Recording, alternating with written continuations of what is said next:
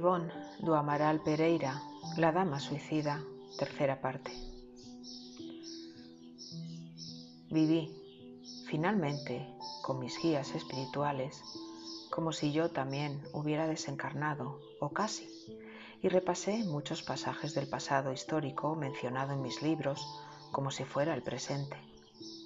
Después de todas estas visiones, los autores espirituales de los libros mostrados volvían y los escribían, y yo los transmitía con mucha facilidad porque ya conocía la trama y los detalles. De esta manera nos cuenta Ivonne cómo le era transmitida la información de los fantásticos libros que psicografió. Con esta información comenzamos el relato de la última parte de su interesantísima biografía.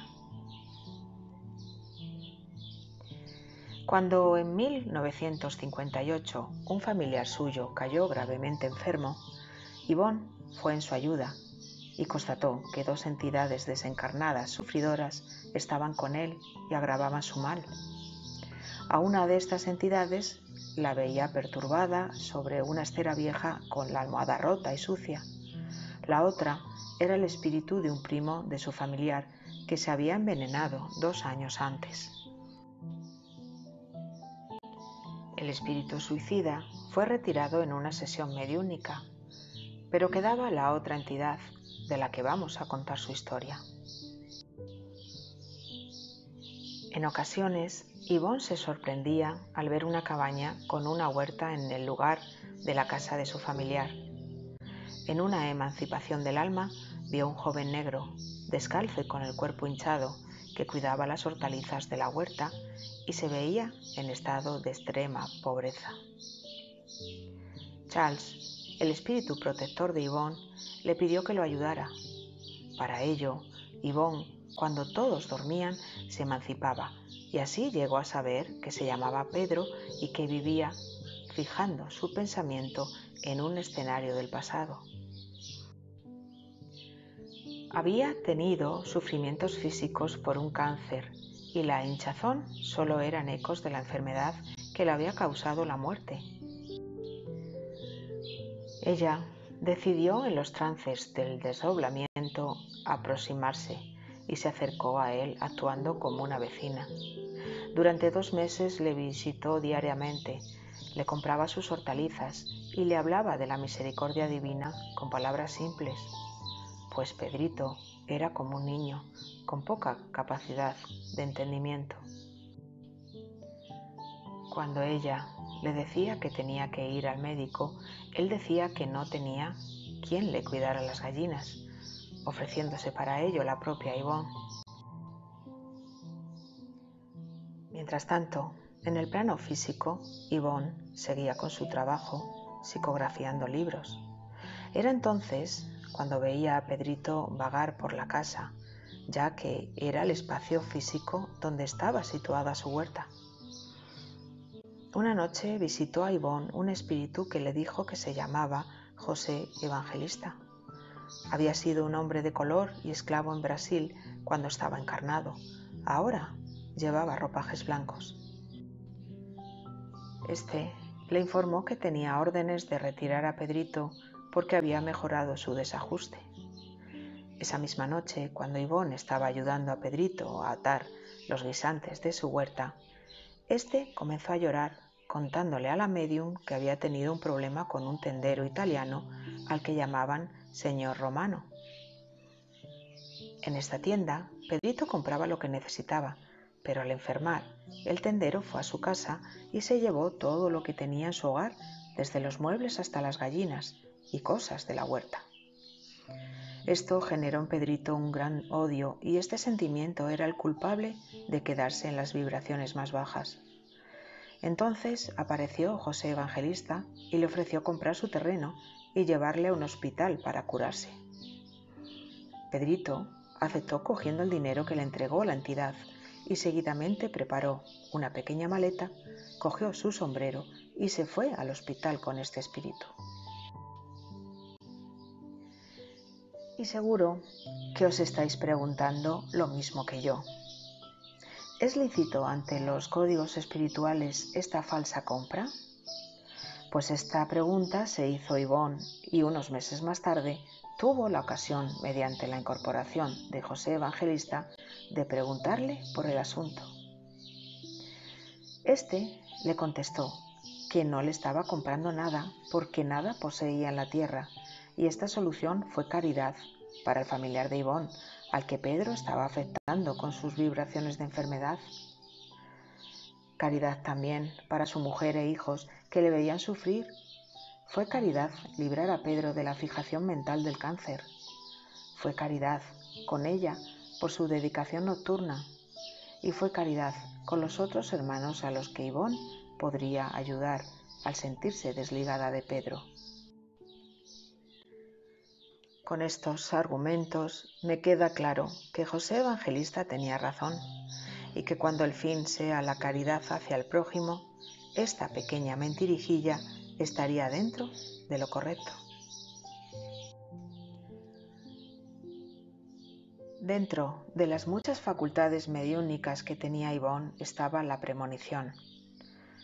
Esta le era revelada a través de los sueños. Ella cuenta que la premonición que considera más interesante de cuantos sueños premonitorios ha tenido le ocurrió cuando tenía 18 años. Es en esta ocasión que se vio delante de un puente en ruinas que debía atravesar. A su lado percibió una entidad elevada. Era Bittencourt Sampaio, vestido con una túnica vaporosa y una corona de laurel como los antiguos intelectuales romanos. Este le decía que debía de atravesarlo y que debía tener confianza porque tendría ayuda. Con miedo por las aguas que rugían y el puente que se balanceaba debajo de ella, llegó al otro lado. Allí la entidad le dijo que el único recurso para vencer era dedicarse al Evangelio de Cristo y a la doctrina de los espíritus, que ella era un espíritu culpable, que no conocería el matrimonio ni un hogar, pero que debería tener fuerzas para soportar y vencer todo. Y así fue. Nunca se casó ni tuvo hijos. Pasó muchas carencias en el plano material, pero esto no hizo que dejara de trabajar para la doctrina y para el Evangelio de Cristo. A Yvonne, desde muy pequeña, le gustaba leer y estudiar. Fue una esperantista convencida. Trabajó en su propaganda y difusión. Escribió artículos publicados en diarios populares que parece ser se han perdido. Escribió un total de 20 libros mediúnicos. Al conocido por todos, Memorias de un suicida, del cual hablamos en la segunda parte de esta biografía, le sigue En los lienzos del infinito, publicado en 1955, que se centra en la ley de causa y efecto. Esta obra está dividida en dos partes, una dictada por Becerra de Meneses y la otra por Camilo Castelo Branco. Un año después sale a la luz Amor y odio, dictada por el espíritu de Charles, que narra el drama de un antiguo alumno de Allan Kardec acusado de un crimen que no cometió. En 1957 se publica La tragedia de Santa María, de la autoría espiritual de Becerra de Meneses. Este nos cuenta una historia de amor desarrollada en una finca del estado de Río de Janeiro, una historia en la que el médico de los pobres tomó parte, primero como encarnado y finalmente como espíritu, ya desprendido de la materia. León Tolstoy fue el autor espiritual de Resurrección y Vida, de 1963, compuesta por 6 cuentos y 2 novelas breves ambientados en la Rusia zarista. Dramas de la obsesión es dictado por Becerra de Meneses. Esta obra se publica en 1964.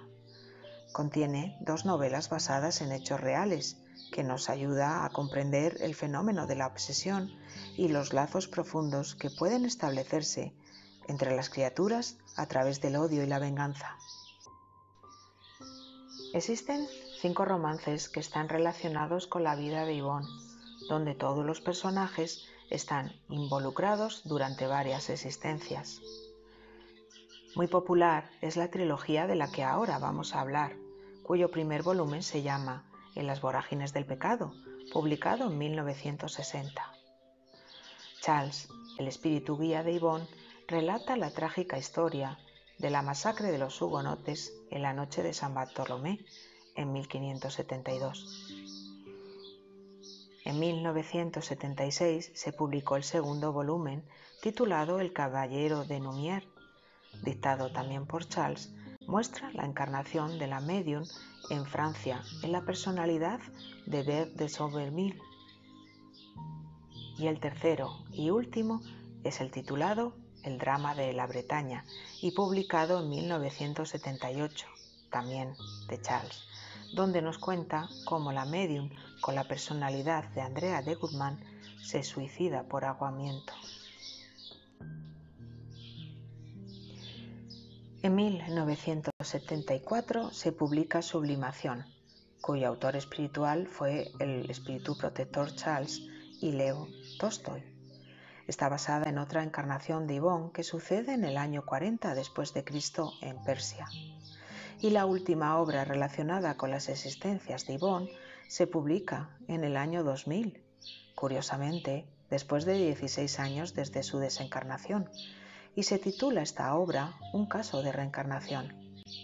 Aquí tenemos el emocionante reencuentro de dos almas que se han amado a lo largo de sucesivas existencias, marcadas por errores y pasiones. Reencarnado en la lejana Polonia, Roberto de Canalejas, ahora la personalidad de un ingeniero que estudia el Esperanto en Varsovia, descubre en Brasil, gracias a esta lengua, su gran amor de otras épocas, Yvonne. Existen más obras como Amor inmortal, que dictaría León Tolstoy, En los asuntos del infinito, o por ejemplo el libro autobiográfico Recuerdos de la mediunidad, en el cual hemos basado esta biografía. En los primeros días de marzo de 1984, Yvonne necesita un marcapasos. Ella dijo que no merecía la pena colocarse un marcapasos, pero aún así se sometió a una cirugía. Al hacerle la primera incisión surgió una hemorragia que no se pudo contener, volviendo a la patria espiritual el 9 de marzo del citado año. En su entierro, médiums videntes dijeron que ella estaba consciente y daba las gracias por lo vivido en esta existencia.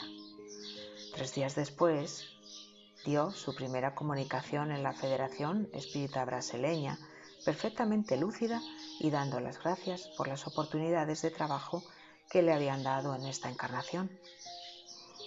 Desde el plano espiritual trabaja en reuniones de obsesión y suicidio, dictando escritos de sus trabajos. En 2013 parece ser que la Federación Espírita Brasileña publica 4 obras inéditas que su familia tenía. Estas están dictadas por Becerra de Meneses, León Tolstoy y Charles, su espíritu guía. Existe una historia en el Anuario Espírita del 2004 donde cuenta que el 18 de julio de 1998, en la llamada Librería Espírita Yvonne Pereira, el librero Augusto Marqués de Freitas vio como un señor y su hija, una jovencita de unos 20 años, pasaron frente a la puerta del local. De apariencia humilde, la joven avisó a su padre emocionada indicándole el libro Enjugando lágrimas de Chico Xavier y Elías Barbosa por varios espíritus. A continuación entraron en la librería y el padre explicó que habían venido desde muy lejos para solucionar un problema. Él dijo que había soñado con una señora que le decía que leyeran ese libro, pues mucho le iba a favorecer el entendimiento de ciertas cosas que estaban pensando hacer, incluso atentar contra su vida. El librero quiso saber quién era la señora del sueño, pero antes de hacer su pregunta, el hombre, indicando una fotografía de Yvonne que tenían expuesta en la librería, le dijo que era a ella la señora de su sueño. Este no fue el único caso, pues según Freitas era el 4.º caso semejante de personas con ciertos problemas que fueron hasta la librería enviadas por Yvonne, que en sueños les indicaba que se acercaran a este lugar y que allí encontrarían orientación y consuelo para sus problemas. Muchas gracias.